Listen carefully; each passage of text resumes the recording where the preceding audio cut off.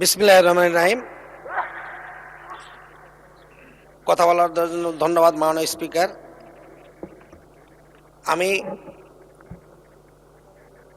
বাংলাদেশের উত্তরে একটি ডিস্ট্রিক্ট, আপনারা জানেন ঠাকুরগাঁ জেলা, এবং তারও সীমান্তবর্তী এলাকা ঠাকুরগাঁ ২। সেই এলাকা আমি একজন সাংসদ। এতে আমি আমার বক্তব্য শুরুতেই আমি শ্রদ্ধার সাথে স্মরণ করছি স্বাধীনতার ঘোষক, বহুদলীয় গণতন্ত্র প্রবক্তা এবং আমাদের জাতীয় দলের প্রতিষ্ঠাতা জনাব শহীদ প্রেসিডেন্ট জিয়াউর রহমানকে।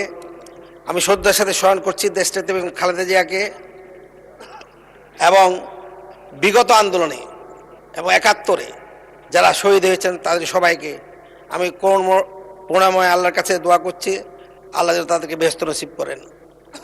আমি আজকে এই সংসদে দাঁড়িয়ে কথা বলছি, যাদের সমর্থন আমার চেয়ে বেশি ছিল সে হল আমার জনগণ। তারা ভোট দিয়ে আমাকে এই সংসদে কথা বলার সুযোগ দিয়েছেন। আমি ধন্যবাদ জানাতে চাই এবং কৃতজ্ঞতা জানাতে চাই আমাদের এই সংসদের নেতা এবং আমাদের মাননীয় প্রধানমন্ত্রী জনাব তারেক রহমানকে।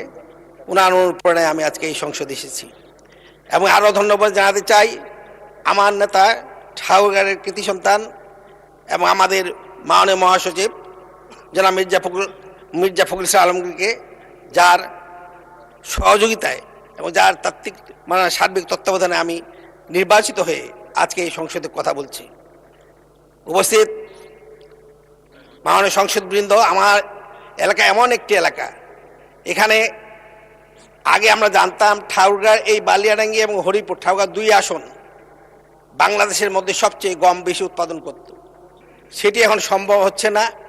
এখন যেটি হচ্ছে